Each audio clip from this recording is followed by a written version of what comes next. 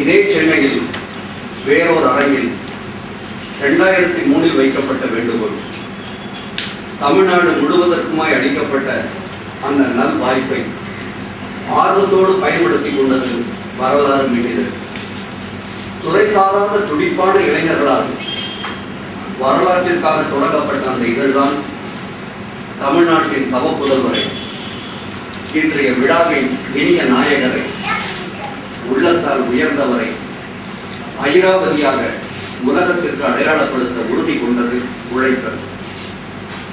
நினைப்பவை நல்லவையாக இருக்கும் பொழுது நடப்பவையும் நல்லவையாகத்தானே அமையும். ஐராவதி இன்று பிறக்கிறது. அந்த இனிய வரவை உற்சாகத்தோடும் உள்ளம் நிறையும் களிப்போடும் எதிர்கொள்ளத்தான் பவழ விழா கலையரங்கு நிறைந்திருக்கிறது. நிகழ்ச்சியை தொடங்கும் நேரம் வாழ்க்கையை வரலாற்றிற்கும் உழைத்து சேர்த்த பொருளை ஏழை மாணவர் கல்விக்கும் வழங்கி இழந்தது எதுவுமே இல்லை என்பது போல் இள நகையுடன் அமர்ந்திருக்கும் கல்வெட்டு செல்வரே, உங்களால் நாங்கள் பெற்றதும் உற்றதும் பெரும் பொருள். வாருங்கள் மேடைக்கு. காட்டிலும் மேட்டிலும் கல்லிலும் முள்ளிலும் கால் துன்பம் கருதாது கல்வெட்டு தேடிய அறிஞ பெருமன் உங்கள் வருகையால் இந்த மேடை வளம் பெறுகிறது. ஏர்லி தமிழ் எபிகிராபி என்ற உங்கள் நூலால் இந்த நாடும் இனமும் மொழியும் வளம் பெற்றாற் போல வருக பெருமை, வருக. அதனால்தான் நாகரிகங்கள் நதிக்கரைகளில் தோன்றின. ஐராவதி மேடைக்கு வந்துவிட்ட நேரத்தில் காவிரியை அழைக்கும் வாய்ப்பும் அமைந்திருக்கிறது. கல்வெட்டுகளில் மட்டுமன்று இவர் காவிரி. இளைஞர்களை இணக்கமுடன் கல்வெட்டாய்வில் தேர்ச்சியுறச் செய்வதிலும் இவர் காவிரி தான். இந்த காவில் விரிந்த மலர்கள் எண்ணிக்கையில் அடங்கா. அந்த வாசமிகு மலர்களால் தான் இன்று தமிழக தொல்லியல் கழகம் ஆவணத்தை வளர்த்துக் கொண்டிருக்கிறது. உழைப்பு, உழைப்பு, உழைப்பு, இதை தவிர வேறொன்றும் அறியாது. கல்வெட்டுலகின் முடிசூடா மன்னரை ஒய்எஸ் என்று உடன்கூட்டத்தால் நேசித்து அழைக்கப்படும் பேராசிரியர் பெருந்தகை ஏ. சுப்பராயலு அவர்களே, வருக. உங்கள் ஆகி வந்த கைகளால் ஐராவதியை வெளியிட வந்தவர்கள் நூலை வெளியிடப் போகிறோம். முதல் படி பெற யாரை அழைக்கலாம்? திரு மகாதேவனிடம் கேட்டோம். உடன் பெயர் வந்தது. பேராசிரியர் முனைவர் ஆ. இரா. வேங்கடாசலம், தமிழக தொல்லியல் கழகத்தின் உறுப்பினர், சென்னை வளர்ச்சி ஆராய்ச்சி நிறுவனத்தில் ஐராவதம் பங்களிப்பு பற்றி ஒரு கருத்தரங்கு நிகழ் ஆரணர், பல்துறை வித்தகர், ஐராவதியின் முதற் பிடித்த அன்புடன் வரவேற்கிறார் பேராசிரியர் வேங்கடாசலம். கண்கள் கமலம்தான், செயல்களும் அந்த பெருமாளை போலவே. ஐராவதி தாழ் வடிவம், அதற்கு மீன் வடிவமும் தந்தால் என்ன? ஒரே கேள்விதான். உருவாகிவிட்டது ஐராவதி குறுந்தகடு. வடிவம் தந்தவர் சிராப்பள்ளி செல்வமூர்த்தி. தலைமகளுக்கு இப்படியும் ஒரு பெயர். இந்த திருமால் தம்பதியின் படைப்பை இன்றைக்கு வெளியிட சிறந்தவர் யார்? தமிழ்நாடு தொல்லியல் துறையின் ஆணையர் தான் சட்டென்று நினைவுக்கு வந்தவர். அவர் வகிக்கும் பொறுப்பு மட்டுமல்ல, அந்த பெயரும் கூட அவரை வேண்டி அழைக்க துண்டி நின்றது. அருள்மொழி என்றும் லட்சோப லட்சம் இளைஞர்களையும் யுவதிகளையும் காந்தமாய் எழுப்பும் மந்திர பெயர். தொல்லியல் துறை என்றுமே தவிக்கும் துறை. இந்த ராஜராஜர் மனம் வைத்தால் அந்த துறை வளமாகும் நாள் தொலைவில் இல்லை. முனைவர் அருள்மொழி வருக.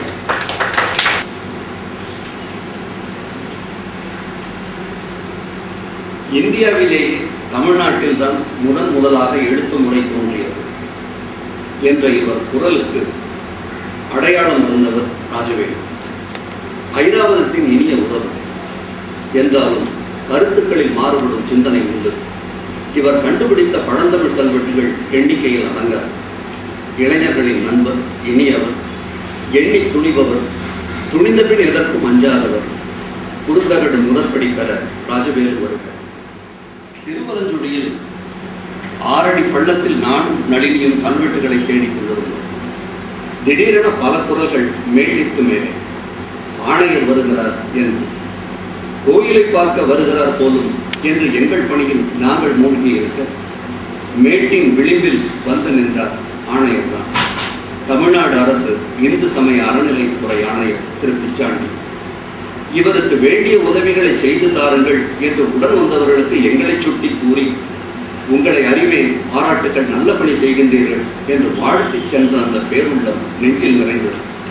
தேடி சென்று பெயரை சொன்னாலும் தெரியாதது போல் நடிக்கும் உயர் அலுவலர் கூட்டத்தில் திரு பிச்சாண்டி விதி விலக்கு மட்டுமன்று விரும்பத்தக்க விலக்கு. உரியவருக்கு உரியன உபந்து செய்யும் அன்பிற்கினிய பெருமை வருக. பொன்விழா காணும் வரலாறு.com இதழை வெளியிட்டு அருள்.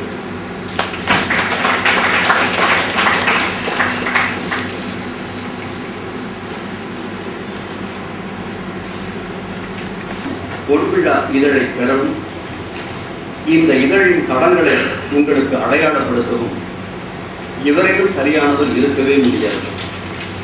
இதழியல் இமயம் டாக்டர் மா ராசமாணிக்கனார் இதழியல் ஆய்வு மைய இயக்குனர், பச்சையப்பன் தமிழ்துறை மாணவர்களின் இச்சையப்பர் பேராசிரியர் மாரா அரசு, என் ஆவண காப்பகம், எனக்கு மட்டுமன்று இந்த நாட்டின் எழுத்தார்வம் கொண்ட அத்தனை தேடும் நெஞ்சங்களுக்கும் இவர்தான் உறைவிடம்.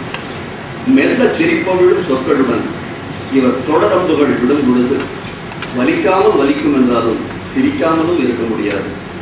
வருக அரசு, நடந்ததும் நடப்பதும் சொல்ல வருக.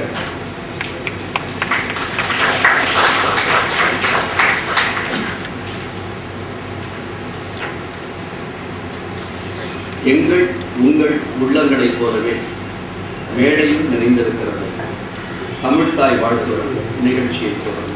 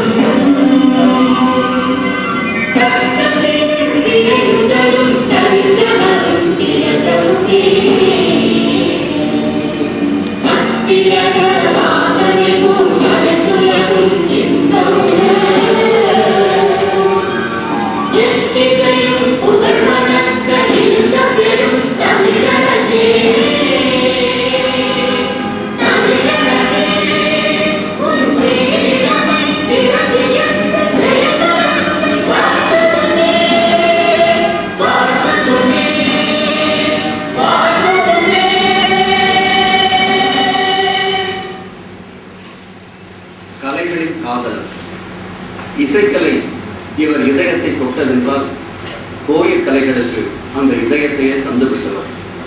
மனைவி குழந்தை நல மருத்துவர், இவரோ அந்த மருத்துவரையே மயக்குனர், இயக்குனர்.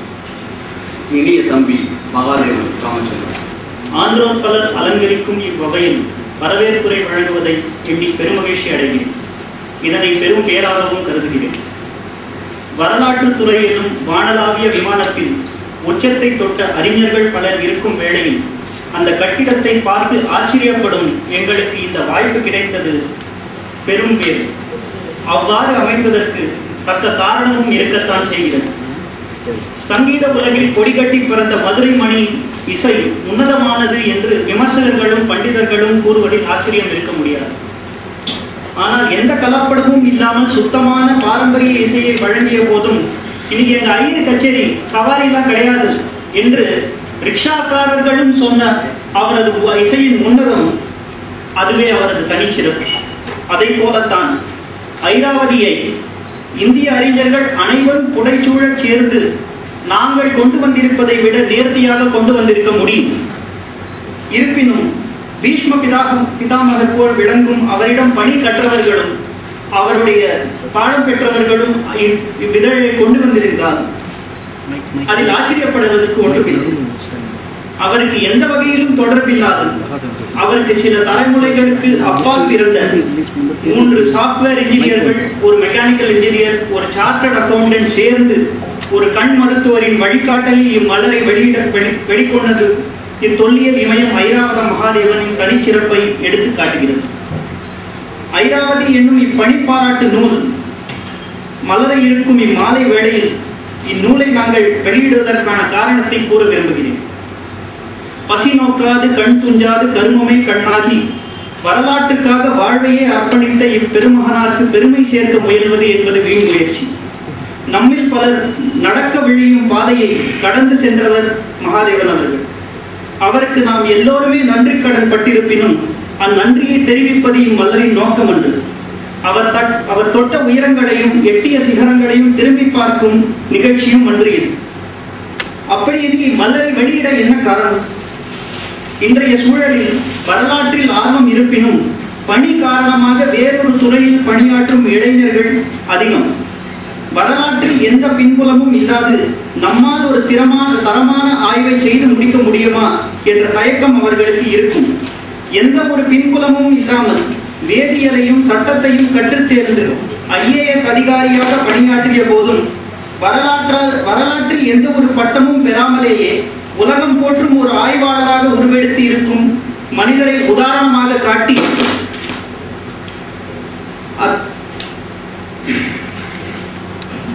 அத்தயக்கத்தை களைவது இந்த நூலின் நோக்கம்.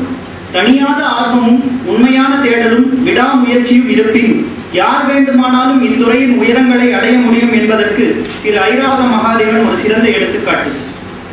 தமிழெண்ணை ஈன்ற பொழுதில் பெருதுவக்க வைத்த சான்றோர் பலரை இம்மேடை பெற கொடுத்து வைத்திருக்கிறது. அவர்கள் ஆளுமைக்கும் தொண்டிற்கும் தலைவணங்கி என் பணிவான வணக்கங்களையும் வரவேற்பையும் தெரிவித்துக் கொள்கிறேன். இந்தியா தன் தலைமக்களை கௌரவிக்க வேண்டி உருவாக்கப்பட்ட விருதுகள் பல. அவற்றுள் முதன்மையானவை ஜனாதிபதி விருதுகள். அவ்விருதுகள் எல்லாம் முதல் சுற்றை கூட தாண்டாத வீராங்கனைகளுக்கும் கலை என்னும் பெயரால் கொலை நிகழ்த்தும் கலைத்துறையினருக்கும் மட்டுமே போய் சேரும் என்ற நிலையில் வரலாறு போன்ற துறைகளில் சிறந்து விளங்குவோரை இந்தியா மதிக்காது என்ற ஒரு எண்ணம் பரவியுள்ளது. இக்கூற்று பொய் என்பதற்கு இந்நிகழ்ச்சிக்கு திரளாக வந்திருக்கும் கூட்டமே சாட்சி. உங்கள் ஒவ்வொருவரின் வருகையும் வரலாற்று துறைக்கு கிடைத்த ஒரு உயரிய விருதாகும். இச்சீரிய செயலை செய்திருக்கும் உங்களை எல்லோரையும் இருகரம் கூப்பி தொழுகிறேன். வருக வருகவென வரவேற்கிறேன். நன்றி, வணக்கம். வரலாறு பேச போகும் ஐராவதிக்கும் கம்பன் வீட்டு கட்டுத்தறியும் கவிதை பாடுவான். ஐராவதியின் வரலாறு சொல்ல அதை திட்டமிட்டவரே வருகிறார். கோபி கந்த பேபி. கண்களை மட்டும் பார்த்தால் காதல் வரும், முகத்தோடு சேர்த்து பார்த்தால் ஆளுமை தெரியும், அவரையே உற்று பார்த்தால் ஆழமான அமைதி தெரியும், சற்று நினைத்து பார்த்தால் அமுல் அமுல் என்றும் உள்ளம் மகிழும். ஆமா, எங்கள் அமுல் பேபி கமலக்கண்ணன் வருகிறார்.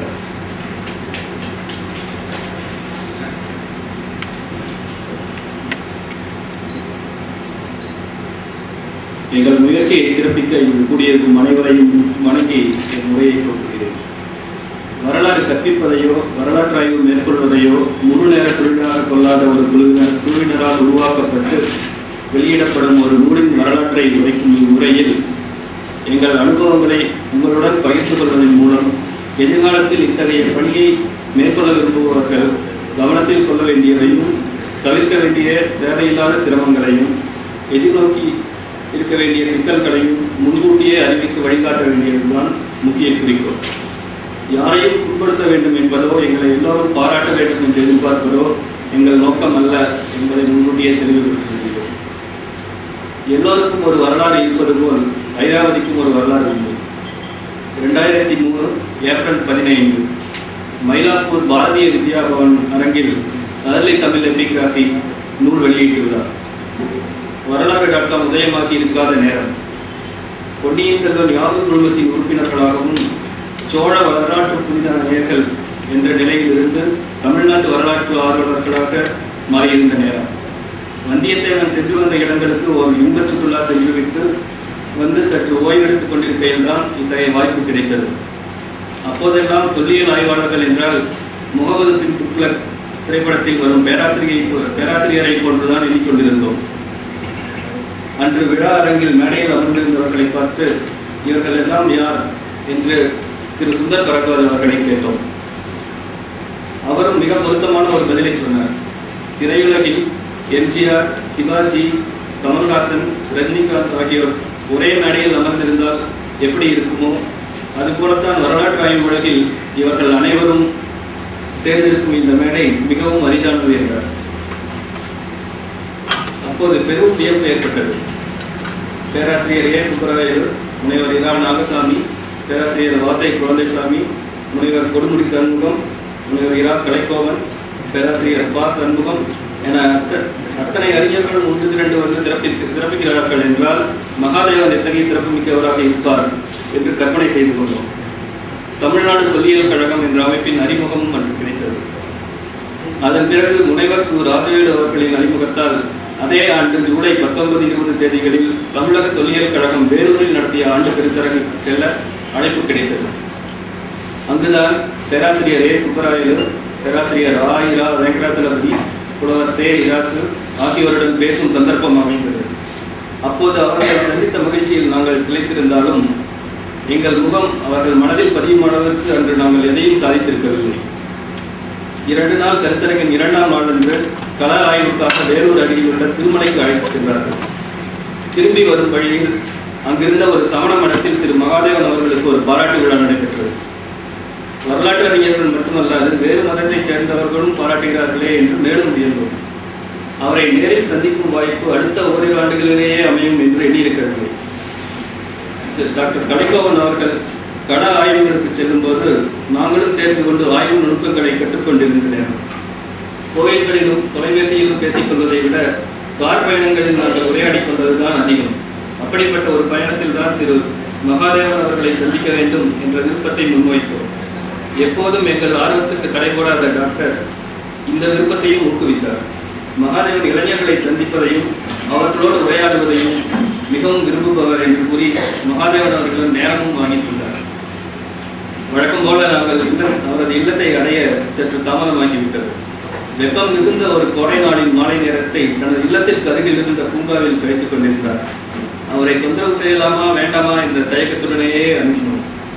அருகில் சென்று அறிமுகப்படுத்திக் கொண்டவுடன், இவ்வளவு நேரம் உங்களுக்காகத்தான் காத்திருந்தேன், வாருங்கள் இல்லத்திற்கு செல்வோம் என்று கூறி அழைத்துச் சென்றார்.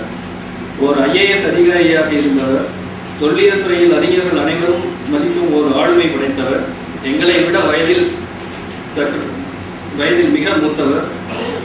நாங்கள் இப்போதுதான் முதல் அடியை எடுத்து வைத்திருக்கும் துறையில் படத்திற்கு கொட்டை போட்டவர் என்று எங்கள் மனதில் ஒரு உருவம் பதிந்திருந்ததால் சற்று மரியாதையுடன் எச்சரிக்கையாகவே உரையாடலை ஆரம்பித்தோம்.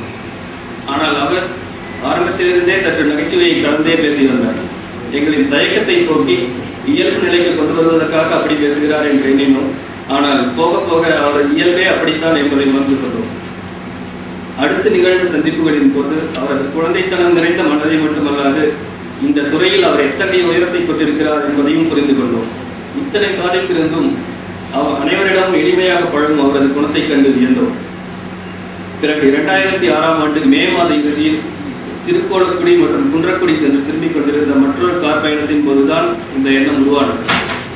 அதற்கு முன்பே திரு மகாதேவனின் பணிப்பாராட்டு மலர் பற்றி உரையாடியிருக்கிறோம் என்றாலும் திட்டம் தீட்டப்பட்டது இந்த பயணத்தின் போதுதான். இப்பணிப்பாராட்டு மலரை ஆய்வுலகிலும் பதிப்புலகிலும் அனுபவம் மிக்க ஒரு அமைப்பு தான் செய்ய வேண்டும் என்று நாங்கள் கருதினோம். எனவே மகாதேவனுடன் இணைந்து பணியாற்றிய பல அறிஞர் பெருமக்களை கொண்ட தமிழ்நாடு தொல்லியல் கழகம் செய்வதுதான் சிறப்பாக இருக்கும் என்று கருதியதால் அவர்களை அணுகினோம். அப்போது அவர்களுக்கு பல்வேறு பணிச்சுமைகள் இருந்தமையால் இப்பணியை நாங்களே ஏற்குமாறு அறிவித்தோம். முதலில் திரு மகாதேவனின் அனுமதியை பெற்று அவருடன் சேர்ந்து ஆய்வு மேற்கொண்ட ஆய்வறிஞர்களின் கட்டுரைகளை தொகுத்து மகாதேவனை பற்றிய கட்டுரைகளையும் இணைத்து வெளியிட முடிவு செய்தோம். மகாதேவனும் சம்மதித்தார். முதலில் நாங்கள் திட்டமிட்டது மலர் எப்படி வர வேண்டும் என்றும் யார் யாரிடம் கட்டுரைகள் கேட்பது என்றும் முடிவெடுப்பதற்கு 2 மாதங்கள், அறிஞர்களிடமிருந்து கட்டுரைகளை பெறுவதற்கு ஒரு 3 அல்லது 4 மாதங்கள், அச்சடிக்க 2 அல்லது 3 மாதங்கள் என மார்ச் 2007 வெளியிடுவதாக தீர்மானித்தோம். அதன்படி மகாதேவன் அவர்களிடம் அனுமதி பெற்று கட்டுரைகளுக்கான அழைப்பையும் பணிப்பாராட்டு மலர் பற்றிய அறிவிப்பையும் அக்டோபர் மாதம் 2006 வெளியிட்டோம். 6 மாதங்கள் என்பது ஒரு தரமான நூலை வெளியிட முடியாத அளவுக்கு மிக குறுகிய காலம் என்பது அப்போது எங்களுக்கு புரிந்திருக்கவில்லை. 1000 ரூபாய் திட்டம் தொடங்கப்பட்ட காலத்தில் டாக்டரிடம் நாங்கள் அடிக்கடி கேட்ட கேள்வி, ஏன் உங்கள் நூல்கள் வெளியாக மிகவும் காலதாமதமாகின்றன என்பதுதான்.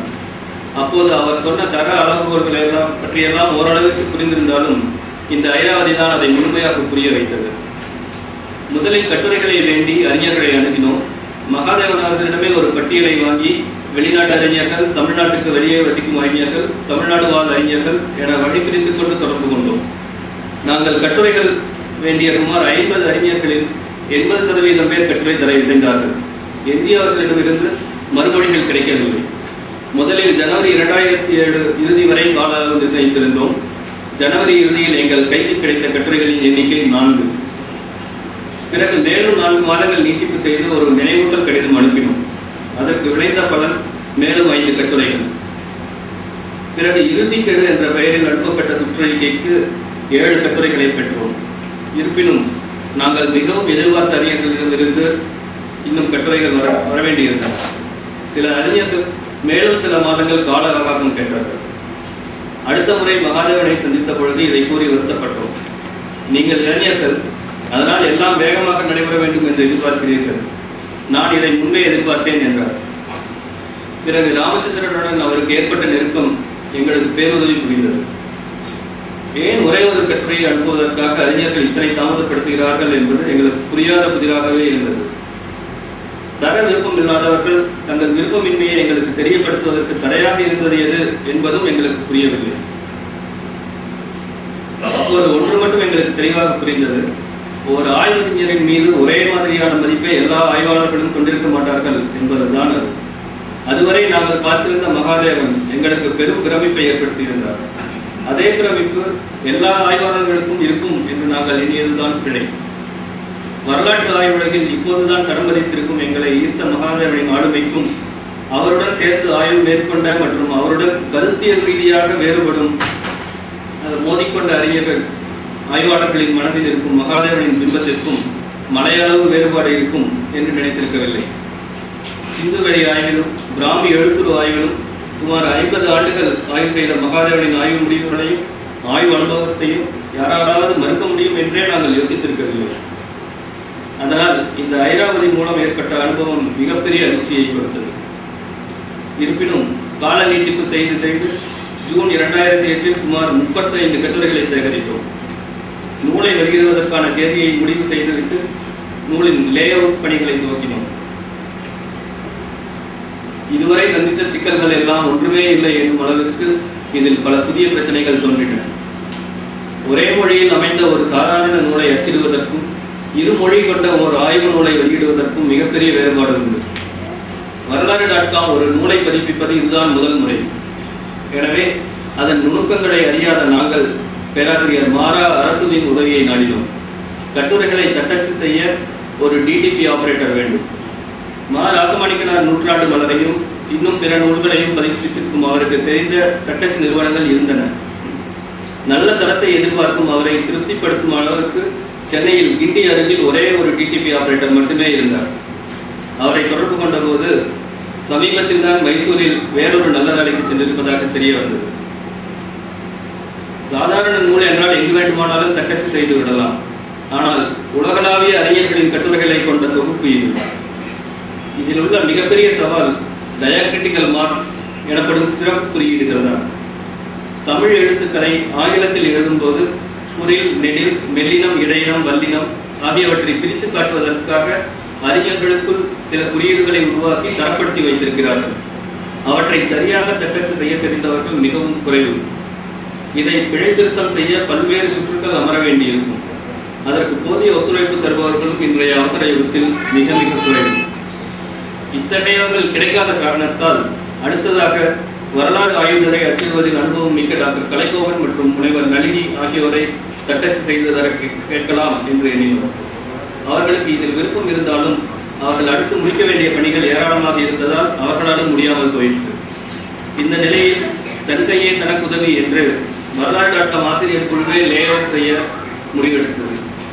டயாகிரிட்டிக்கல் மார்க்ஸை கையாண்ட அனுபவம் இல்லாவிட்டாலும் கணினித்துறை நூல்களை வெளியிட்ட அனுபவம் பெற்றிருக்கும் கோகுல் சேஷாத்ரி அவர்களின் துணையுடன் லே அவுட் வேலையை ஆரம்பித்தோம். பிழை திருத்தத்திற்கு முழுமையாக உதவுவதாக டாக்டர் கலைக்கோவனும் முனைவர் நளினியும் உறுதியளித்தனர். மைக்ரோசாப்ட் வேர்ட் என்னும் மென்பொருளிலேயே லே அவுட் செய்ய ஆரம்பித்தோம். பிறகு அதை PDF ஆக மாற்றுவதாக திட்டம். நாங்கள் அனைவரும் வெவ்வேறு நாடுகளில் வசிப்பதால் பணி பகிர்வு செய்து கொண்டு வேலை செய்வது சற்று சிரமமாகவே இருந்தது. அமெரிக்காவுக்கும் ஜப்பானுக்கும் இந்தியாவுக்கும் இடையே இருந்த நேர வித்தியாசமும் தொலைத்தொடர்பில் ஒரு பெரும் சிக்கலாக இருந்து வந்தது. அனைவருக்கும் வசதியான ஒரு நேரம் ஒரு நாளைக்கு சுமார் அரை மணி நேரம் மட்டுமே கிடைத்தது. அமெரிக்காவில் இருப்பவர்கள் பணி முடித்து திரும்பும் நேரம் ஜப்பானில் நள்ளிரவு, இந்தியாவில் வீடு திரும்பும் நேரம் அமெரிக்காவில் பணிக்கு செல்லும் நேரம். இது போன்ற சிக்கல்களை சில தியாகங்களால் வென்றுவிட்டோம் என்றாலும் இவற்றை பதிவு செய்வது முக்கியம். இப்படி ஒரு நாளைக்கு கிடைக்கும் மிக குறைந்த நேரத்தை பயன்படுத்தி மெதுமெதுவாக முன்னேறினோம். அலுவலகத்திலும் இப்பணியை செய்வது சிரமம். நண்பர்களுக்கு மடல் அனுப்புவதோ மின்னஞ்சல் குழுக்களில் அரட்டை அடிப்பதோ வேண்டுமானால் மேலதிகாரிக்கு தெரியாமல் செய்து கொள்ளலாம். ஆனால் ஒரு நூலை லே அவுட் செய்வது மற்றும் பிழை திருத்தம் செய்வது என்பது அலுவலகத்தில் முடியாத காரியம். வீட்டில் ஓய்வு நேரத்தில் தான் செய்தாக வேண்டும். முழு நேர தொழிலாக இல்லாமல் வரலாற்று ஆய்வை ஆர்வத்தால் மட்டுமே தொடரும் ஆய்வாளர்களுக்கு ஆய்வை விட ஒரு பெரிய சவால் உள்ளது. குடும்பத்தினரின் தேவைகளையும் கவனித்துக் கொண்டு வரலாற்று ஆய்வையும் செய்து கொண்டு வயிற்று பிழைப்புக்காக மேற்கொள்ளும் தொழிலையும் பார்த்துக் கொண்டு 3 குதிரைகளின் மேல் சவாரி செய்ய வேண்டிய நிலைமை. இந்த 3ஐயும் சரியாக செய்பவர்கள் குடும்பத்தினரின் முழு ஒத்துழைப்பை பெறும் நிகழ்ச்சியான ஆய்வாளர்களே. மற்றவர்களுக்கு இந்த 3இல் ஏதாவது ஒன்றை தியாகம் செய்ய வேண்டிய சூழ்நிலை. இதில் பெரும்பாலும் பாதிப்படைவது குடும்பத்தினரின் தேவைகள் நிறைவடைவதுதான். இதனால் குடும்பத்தினருக்கு வரலாற்று ஆய்வின் மீது வெறுப்பு தோன்றுவது இயற்கையே. இதை ஈடுகட்டும் விதமாக அலுவலகத்திலிருந்து திரும்பும் போது கிடைக்கும் தொடர்வண்டி பயணத்தையும் பேருந்து பயணத்தையும் ஓய்வின்றி பயன்படுத்திக் கொண்டோம். எனவே இந்த சிக்கலையும் குடும்பத்தினரின் மிக குறைந்த குறைபாடுகளுடன் களைய முடிந்தது. அடுத்து எங்களுக்கு ஏற்பட்ட பிரச்சனை ஃபாண்ட் எனப்படும் எழுத்துருக்கள். ஒவ்வொரு அறிஞரும் ஒவ்வொரு எழுத்துருவில் கட்டுரைகளை அனுப்பியிருந்தார்கள். பொதுவாக தமிழ் கட்டுரைகளுக்கு தான் இத்தகைய சிக்கல்கள் வரும். ஆனால் இங்கு ஆங்கில கட்டுரைகளுக்கும் இத்தகைய பிரச்சனை வந்தது. டயக்ரிட்டிக்கல் மார்க்ஸ் வெவ்வேறு எழுத்துருக்களும் குறியீடுகளும் பயன்படுத்தப்பட்டிருந்தன. அவற்றை தரப்படுத்துவதே பெரும் சவாலாக அமைந்திருந்தது. அதிக நேரம் எடுத்துக்கொண்டதும் இதுதான். அடுத்த சிக்கல் எங்கள் அனைவரின் கணிப்பொறிகளுக்கும் இடையே இருக்கும் வேறுபாடுகள். ஆபரேட்டிங் சிஸ்டம் வேறு, அவற்றின் மொழிகள் வேறு, ஒவ்வொரு மொழி ஆபரேட்டிங் சிஸ்டமும் கொண்டிருக்கும் எழுத்துக்கள் வேறு என பல வடிவங்களின் சவால்கள். உதாரணமாக கோகுலின் கணிப்பொறியில் திருத்தப்பட்ட சிறப்பு குறியீடுகள் எனது ஜப்பானிய மொழி கணினியில் சரியாக தெரியாது. நான் சரி செய்து கோகுலுக்கு அனுப்பும் கோப்புகளில் ஜப்பானிய எழுத்துக்கள் புகுந்து கொண்டு அவரை திறக்க விடாமல் செய்யும். இதற்காகவென்றே வேறொரு புது கணினியையும் மென்பொருட்கள் மற்றும் எழுத்துக்களையும் வாங்க வேண்டியதாகிவிட்டது. இந்த சிக்கலும் ஒரு வழியாக தீர்ந்தது. அடுத்து விதி வேறொரு ரூபத்தில் விளையாடியது. லேஅவுட் வேலையில் முக்கிய பங்காற்றி வந்த கோகுலின் வலது மணிக்கட்டில் திடீரென வலி ஏற்பட்டு அதை அசைக்க முடியாமல் போய்விட்டது. கணினி வேலை மட்டுமின்றி எந்த ஒரு வேலைக்கும் வலதுகை என்பது எவ்வளவு முக்கியம் என்பது அனைவருக்கும் தெரியும். பணிகள் பாதியிலேயே நின்றன. மீதியை எப்படி முடிக்கப் போகிறோம் என்று தெரியாமல் திகைத்து நின்றோம். தொழில்முறையில் ஒரு ப்ராஜெக்ட் மேனேஜராக இருந்தும் ஒரு பணியை ஆரம்பிக்கும் முன்னர் ரிஸ்க் மிட்டிகேஷன் பிளான் என்ற ஒன்றை பற்றி எப்படி சிந்திக்க மறந்தோம் என்று என்னை நானே நொந்து கொண்டேன். ஆனால் இப்படி ஒரு வடிவில் சிக்கல் வரும் என்று யாரால் ஊகித்திருக்க முடியும்? வெளியீட்டு தேதியை முடிவு செய்துவிட்ட நிலையில் நூலை அச்சுக்கு அனுப்ப வேண்டிய நாளும் நெருங்கிக் கொண்டே இருந்தது. இதை எதிர்கொள்வதில் எங்களுக்கு இருந்த ஒரே ஒரு வாய்ப்பு கோகுலின் பணியை வேறு யாராவது ஒருவர் ஏற்றுக்கொள்வதுதான். புதிய கணினி மற்றும் மென்பொருட்களை கொண்டு நானும் இடது கையால் முடிந்த அளவு கோகுலும் லேஅவுட் பணிகளை செய்து முடித்தோம். கிருபாவுக்கு கணிப்பொறியில் அனுபவம் இருந்தாலும் அவரது பணிச்சூழல் மற்றும் வேறு அலுவலர்கள் காரணமாக எங்களுக்கு உதவ முடியவில்லை. இப்படி நாங்கள் தயார் செய்த கட்டுரைகளை பிழை திருத்தம் செய்ய டாக்டர் கலைக்கோவன் அவர்களுக்கு அனுப்ப வேண்டும். அமெரிக்காவிலும் ஜப்பானிலும் இருந்ததால் அதிவேக இணைய இணைப்பு காரணமாக எங்களுக்கிடையே கோப்புகளையும் படங்களையும் பரிமாறிக்கொள்வதில் சிக்கல்கள் ஏதும் இருக்கவில்லை. ஆனால் அவற்றை திருச்சிராப்பள்ளிக்கு அனுப்புவது என்றால் சற்று சிரமம்தான். இதற்காகவே டாக்டர் கலைக்கோவன் அவர்கள் பிராட்பேண்ட் எனப்படும் அகலப்பட்ட இணைப்பை பெற வேண்டியிருந்தது. அவ்விணைப்பும் இந்திய அரசு நிறுவனங்களுக்கே உரிய தாமதத்துடன் தான் கிடைத்தது. அதுவரை எங்களின் கோப்பு பரிமாற்றத்திற்கு உதவியவர் திரு செல்வமூர்த்தி அவர்கள். இரவு நாங்கள் அனுப்பும் கட்டுரைகளை டாக்டர் அடுத்த நாள் காலையில் படித்துவிட்டு அடுத்த நாள் இரவு நாங்கள் யாராவது ஒருவர் தொலைபேசி செய்யும் போது ஒவ்வொன்றாக சொல்லிக்கொண்டே வர நாங்கள் திருத்திக் கொள்வோம். திருத்தியவற்றை அன்றிரவே நாங்கள் அனுப்ப மீண்டும் அடுத்த நாளும் இதே போல். ஒவ்வொரு நாளும் 2 அல்லது 3 மணி நேர சர்வதேச அழைப்புகள், எங்களுக்கிடையே தகவல் பரிமாற்றம் செய்து கொள்ள கான்பரன்ஸ் அழைப்புகள் என எடுத்த காரியத்தை முடிக்க சாமதான பேத சட்ட முறைகளான அனைத்து வழிகளையும் பயன்படுத்தி ஜூலை 3ஆம் வாரத்தில் ஐராவதிக்கு ஒரு முழு வடிவம் கொடுத்தோம். வைக்கலாம், யார் யாரை அழைக்கலாம், யாரை வெளியிட வைக்கலாம் என இவருக்கும் எண்ணற்ற மின்னஞ்சல்கள் மற்றும் தொலைபேசி அழைப்புகள் மூலம் முடிவு செய்வார். இதிலும் ஏகப்பட்ட தடங்கல்கள் வந்தன. அவற்றை எதிர்கொள்ள பேராசிரியர் மா. ரா. அரசு உதவி செய்தார். முதலில் ரஷ்ய தூதரகத்துடன் இணைந்த பண்பாட்டு மைய அரங்கத்தை முன்பதிவு செய்தோம். அங்கு விசாரித்த போது அரங்கம் காலியாக இருக்கவே முன்பணத்தையும் முழு தொகையையும் கட்டி முன்பதிவு செய்து கொண்டோம். பிறகு அறிஞர்களை ஒவ்வொருவராக நேரிலும் தொலைபேசியிலும் மின்னஞ்சலிலும் அழைத்தோம். பிறகு இறுதியாக அழைப்புதலை அச்சுக்கு அனுப்புவதற்கு சற்று முன் தற்செயலாக தூதரகத்தை தொடர்பு கொண்ட போது வேறொரு அரசு நிகழ்ச்சிக்கு அரங்கம் கேட்கப்பட்டிருப்பதால் தங்களுக்கு தர இயலாது, முன்பணத்தை பெற்றுக் கொள்ளவும் என்று செய்தி வந்தார். அறிஞர்களை சிறப்பு செய்தார். கல்வெட்டறிஞர் திரு ஐராவதம் மகாதேவன் அவர்களை பொன்னாடை போர்த்தி சிறப்பு செய்கிறார்கள். மதிப்பிற்குரிய அறிஞர் திரு வாசே குழந்தைசாமி அவர்கள்.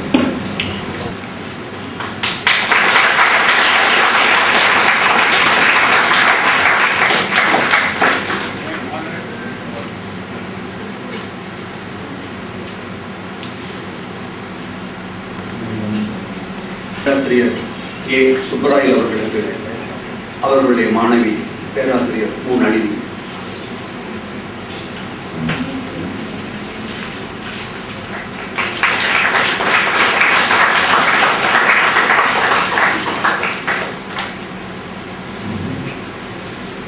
ஐராவதி முதற்படி திறந்திருக்கும் பேராசிரியர் வெங்கடாசலபதி, பேராசிரியர் அகிலா அவர்கள்.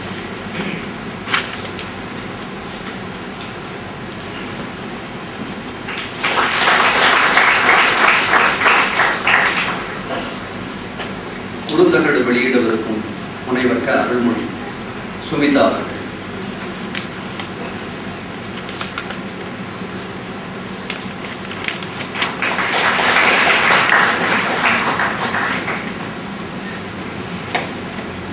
அதை பெறவிருக்கும் நண்பர் ராசவேல் திரு சீதாராமன் அவர்கள்.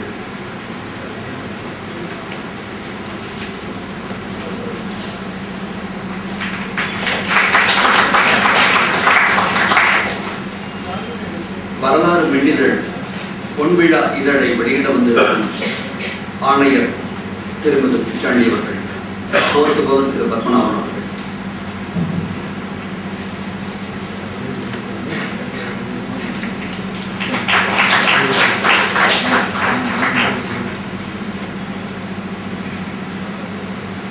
நடந்ததும் நடப்பதும் சொல்ல வந்திருக்கும் பேராசிரியர் மா. ரா. அரசு, ஆடை அணிவித்து மகிழ்பவர் திரு கமலக்கண்ணன்.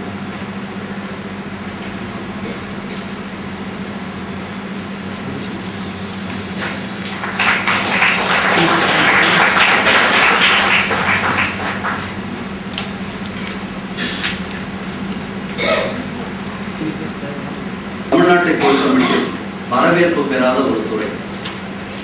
தம்முடைய சொந்த கையிருப்பிலிருந்து இந்த ஆய்வில் வல்ல அறிஞர்களை பாராட்டி சிறப்பிக்க தமிழ்நாடு அரசின் மாண்புமிகு முதல்வர் கலைஞர் பெருந்தகை அவர்கள் 1 கோடி ரூபாய் தொகையை செம்மொழி இயக்குநரிடம் வைப்பு நிதியாக தந்திருப்பதற்காக அப்பெருந்தகையை வரலாறு மின்னிதழ் டாக்டர் மா. ராசமாணிக்கனார் வரலாற்று ஆய்வு மையம் சார்பாக உளமாற பாராட்டி வாழ்த்து மகிழ்கிறோம். உலகத்தின் எந்த முதலமைச்சரும் அதிபரும் கல்வெட்டாய்வுக்கு வரலாற்றிற்கு செய்யாத மிக உயர்ந்த மரியாதை இது. இந்த திட்டத்தின் கீழ் அளிக்கப்படவிருக்கும் முதல் விருதை தம் வாழ்நாள் உழைப்பை கல்வெட்டாய்வுக்கு வழங்கி கல்லை அழித்து காசாக்கி உலகத்திடமிருந்து பழந்தமிழ் கல்வெட்டுகளை காப்பாற்ற அவற்றை களஞ்சியமாக்கி ஏழிடமில் எபிகிராபி எனும் அற்புத தொகுதியாய் வழங்கியிருக்கும் அறிஞர் பெருந்தகை கல்வெட்டறிஞர் திரு ஐராவதம் மகாதேவன் அவர்களுக்கு வழங்கி சிறப்பிக்க வேண்டும் என்று டாக்டர் மா. ராசமாணிக்கனார் வரலாற்று ஆய்வு மையத்தின் சார்பிலும் வரலாறு மின்னிதழ் சார்பிலும் உங்கள் சார்பிலும் தமிழ்நாடு அரசின் மாண்புமிகு முதல்வர் கலைஞர் பெருந்தகை அவர்களை வேண்டி கேட்டுக் கொள்கிறோம். இந்த பரிந்துரை அவை நிறைத்து அமர்ந்திருக்கும் உங்களுக்கும் ஒப்புதல் என்றால் இதை வழி மொழிவது போல் அருள் கூர்ந்து எழுந்து நின்று தமிழ்நாடு முழுவதும் கேட்குமாறு கையொலி செய்து ஆதரவு காட்ட அன்போடு வேண்டுகிறேன்.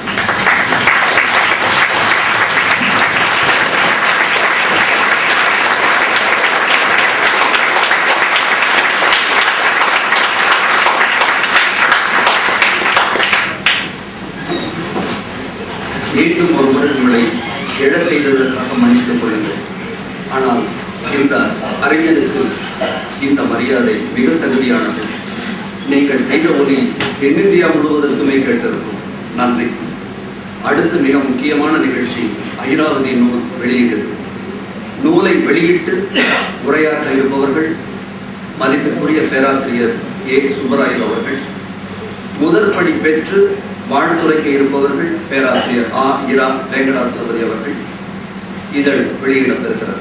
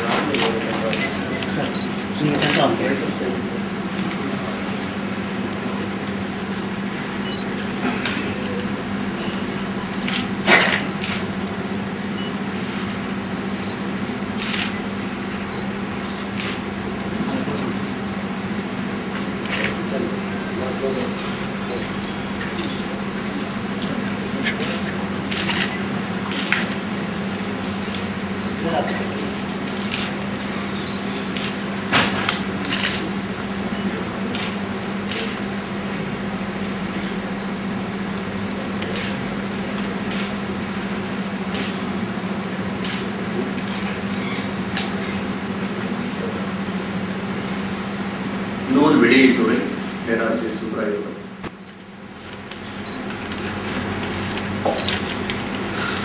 மதிப்புமிக்க கல்வெட்டு அறிஞர் திரு ஐராவதம் மகாதேவன் அவர்களே மற்றும் மேடையிலும் அவையிலும் பெற்றிருக்கும் பெரியோர்களே, நண்பர்கள், இந்த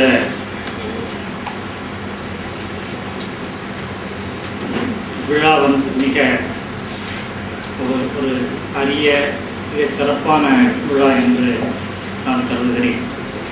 இந்த விழாவிலே பங்கேற்று இந்த அரிய நூலை வெளியிடுவதற்கு என்னை பணித்த டாக்டர் தாஸ் மாணிக்நாத் வரலாற்று பேரவையின் இயக்குனர் நண்பருமான டாக்டர் கலைப்போன் அவர்களுக்கும் அவருடைய குழுவினருக்கும் நான் மிகவும் கடமைப்பட்டுள்ளேன். இந்த விழாவிலே பல பழைய நண்பர்களையும் ஆசிரியர்களையும் சந்திக்க வாய்ப்பு ஏற்பட்டதற்கு மிகவும் மகிழ்ச்சி அடைகிறேன். உண்மையிலேயே இந்த விழாவிலே இப்பொழுது வெளியிடக்கூடிய இந்த நூலை நாங்கள் 5 ஆண்டுகளுக்கு முன்பு வெளியிட வேண்டும் என்று முயற்சி செய்தோம்.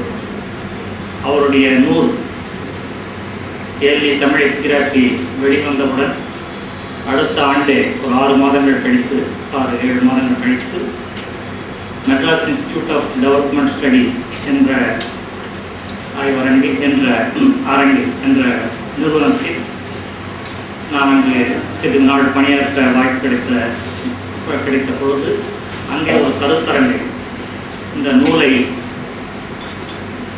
மதிப்பிடும் வகையிலும் பாராட்டும் வகையிலும் ஒரு கருத்தரங்கை அங்கே நடத்தினோம். பல அறிஞர்கள் கலந்து கொண்டார்கள்.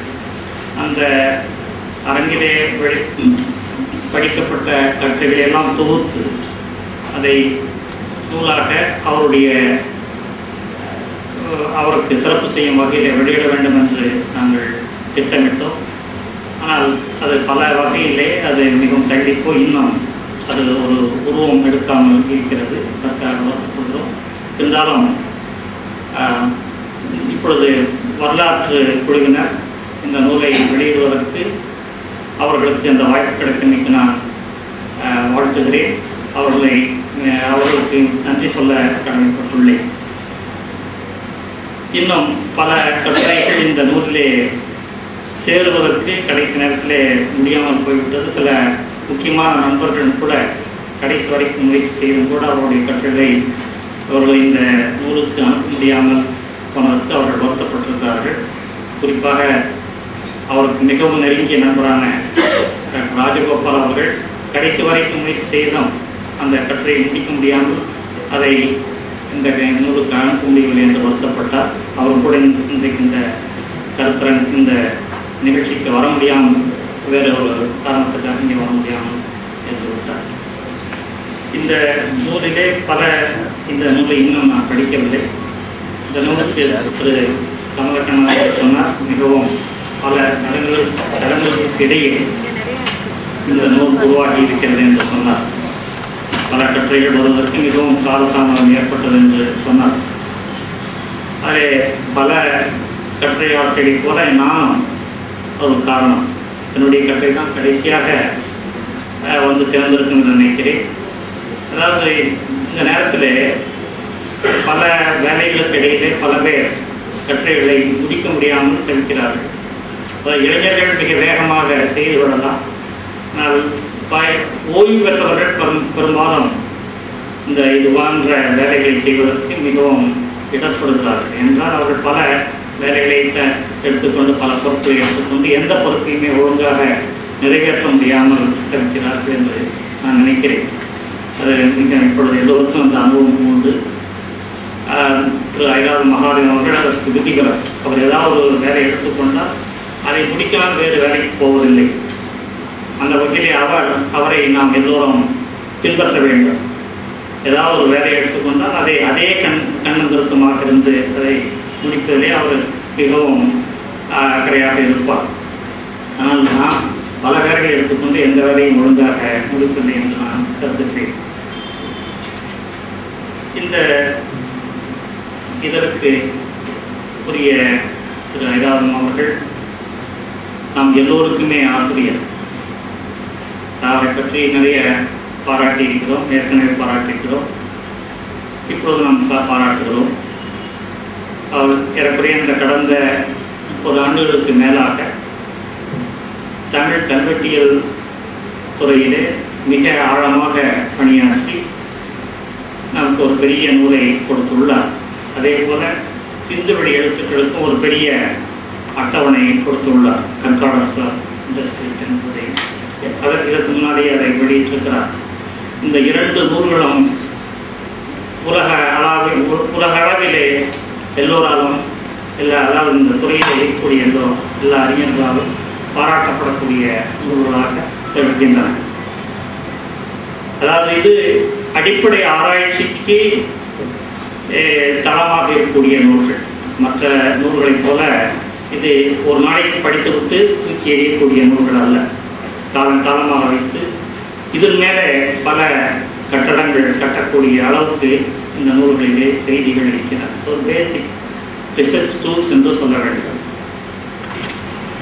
கடந்த 2003 வெளியிட்ட நூலை ஒரு எடுத்துக்காட்டுக்காக சொல்லுவதே, இந்த நூலை மிக அதிகமாக பயன்படுத்தி வருவதே நானும் உண்டு.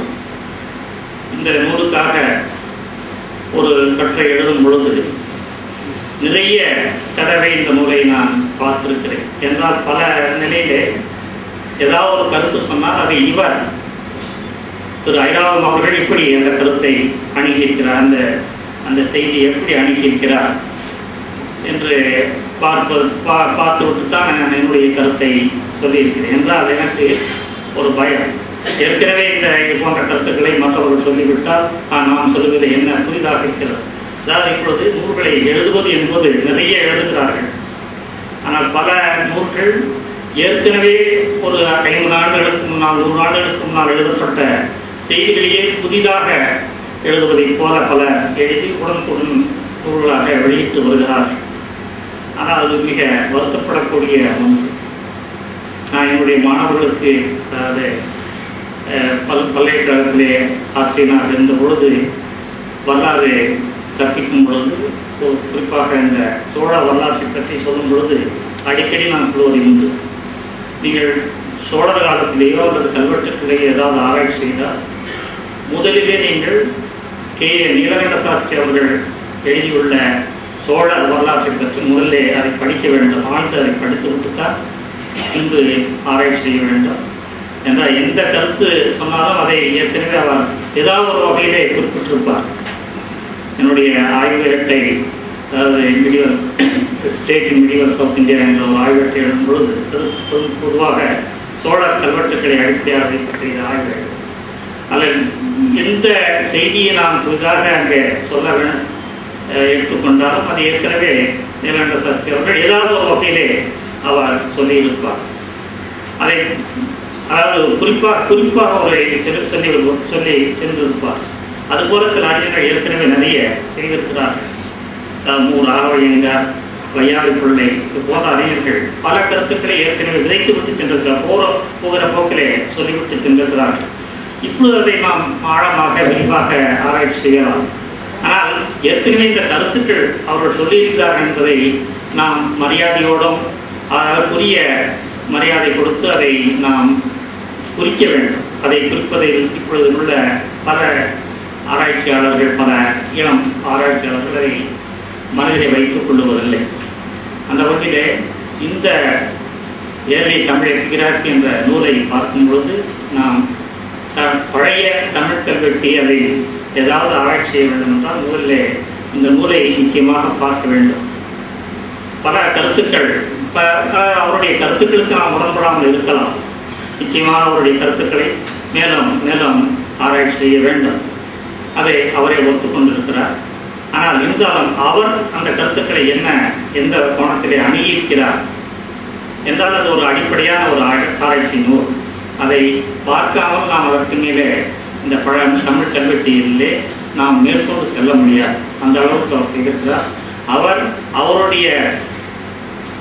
அவர் ஏற்கனவே செய்த ஆராய்ச்சிகளை அவருடைய நூலிலே பதிவு செய்திருக்கிறார். குறிப்பாக டி.என். சுப்பிரமணியம் அவர்களும் கே.வி. சுப்பிரமணியர், சாஸ்திரி போன்றவர்கள் இதற்கு முன்னால் தமிழ் பிராமியிலே என்னென்ன ஆராய்ச்சி செய்திருக்கிறார் என்பதை மிக தெளிவாக சொல்லிவிட்டுத்தான் அதற்கு மேல் இவர் என்ன செய்தார் என்பதை அந்த நூலிலே சொல்லியிருக்கிறார்.